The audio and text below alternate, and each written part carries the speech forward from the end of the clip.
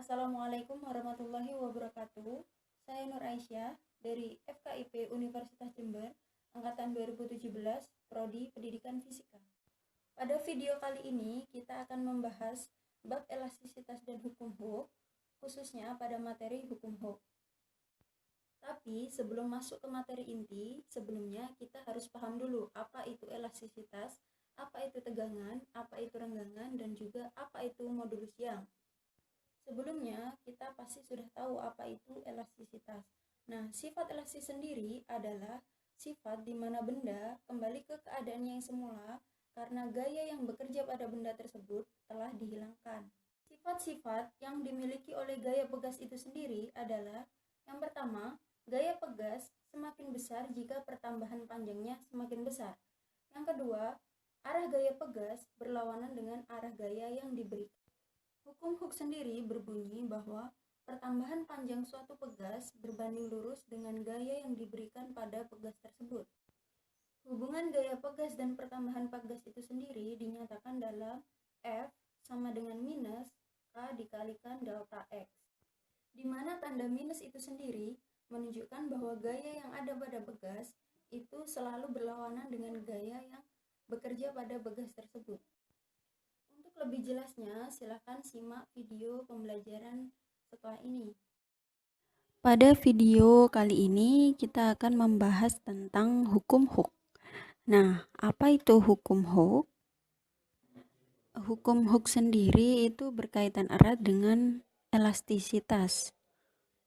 Jadi di sini kita misalkan kita mempunyai suatu benda, misalnya silinder, kemudian kita tarik dengan gaya F. Nah, kalau bendanya elastis, maka kita akan dengan mudah bisa melihat bahwa benda itu akan bertambah panjang. Dia akan bertambah panjang sebesar delta X, atau kita bisa menyebutnya dengan delta L. Nah, hukum Hooke sendiri itu berbicara tentang hubungan antara gaya atau F dengan delta X atau pertambahan panjangnya. Nah, kita ambil contoh, misalkan ada suatu benda elastis di sini, kita misalkan pegas. Awalnya dia tidak digantungi apa-apa, jadi dia bebas gitu, nggak dikasih apa-apa. Kemudian kita beri beban, kita gantungi beban, sehingga otomatis dia akan mengalami pertambahan panjang. Nah, kita sebut bebannya misalnya F. Kita bisa melihat bahwa pegas itu bertambah panjang sebesar delta L atau delta X, terserah, kita bisa menuliskan salah satunya. Lalu apa yang akan terjadi jika kita tambahkan bebannya? Tentu saja dia akan semakin bertambah panjang. Jadi di sini kita misalkan bebannya bukan F lagi tapi 2F. Nah, ternyata kalau berdasarkan eksperimen, jika bebannya kita kalikan 2 dari F menjadi 2F, maka pertambahan panjangnya juga menjadi 2 kalinya, atau kita bisa tuliskan 2 kali delta L. Maka dari sini kita bisa menyimpulkan bahwa hubungannya itu linier. Kenapa? Karena kalau kita misalkan saja bebannya kita ganti menjadi 3F, maka pertambahan panjangnya juga menjadi 3 kali lipat. Nah, kalau kita gambarkan secara grafik atau grafiknya, F terhadap delta L atau pertambahan panjangnya. Oke, kita misalkan kasih F di titik ini, maka dia akan bertambah panjang di sini. Nah, kalau kita kali lipatkan gayanya, maka pertambahan panjangnya juga menjadi 2 kali lipat. Nah, dari sini kita bisa menarik kesimpulan bahwa hubungan di antara keduanya adalah linear atau garis lurus.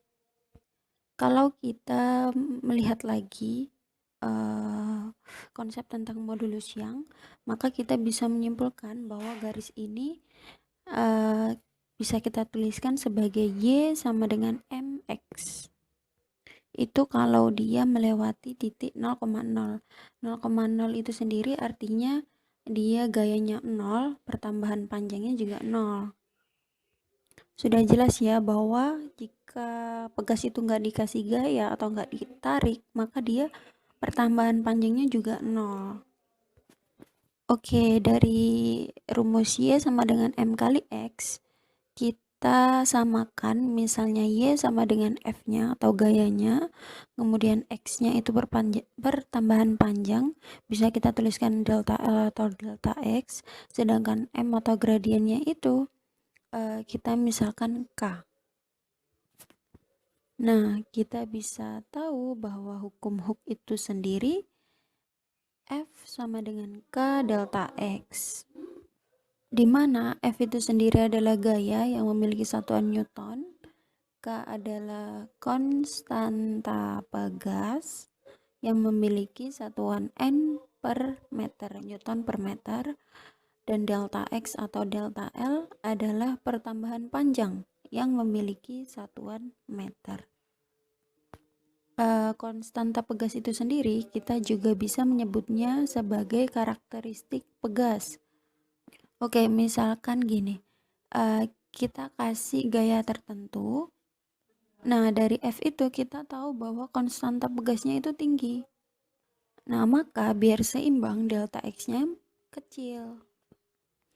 Artinya semakin besar konstanta pegasnya, maka delta X-nya itu semakin kecil.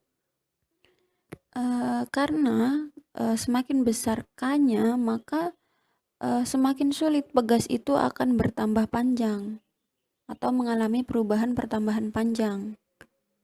Maka inilah bunyi dari hukum Hooke. Jadi semakin kecil nilai konstanta pegasnya, maka pertambahan panjangnya justru akan semakin besar. Artinya, semakin kecil konstanta pegasnya, maka dia akan semakin mudah untuk bertambah panjang. Oke, sekarang kita akan hubungkan konsep tentang hukum Hooke dan modulus elastisitas.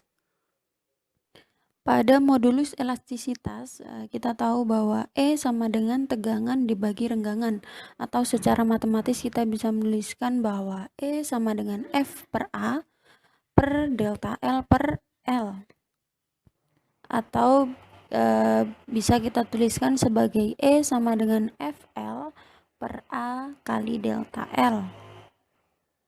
Kemudian kita bisa kali silang menjadi E A delta L sama dengan FL.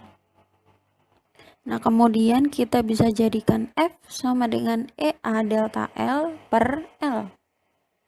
Lalu kita bandingkan dengan rumus hukum Hooke, di mana F sama dengan K delta X.